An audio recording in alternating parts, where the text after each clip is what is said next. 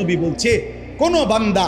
জমিনে যখন কোনো নারী পুরুষ জিনা করে, ব্যভিচার করে, তো আল্লাহর প্রেস্টিজে, আত্মসম্মানে, আল্লাহর গায়রতের মধ্যে সবচেয়ে বেশি আঘাত লাগে। মালিক আমার বেশি গুসা হয়,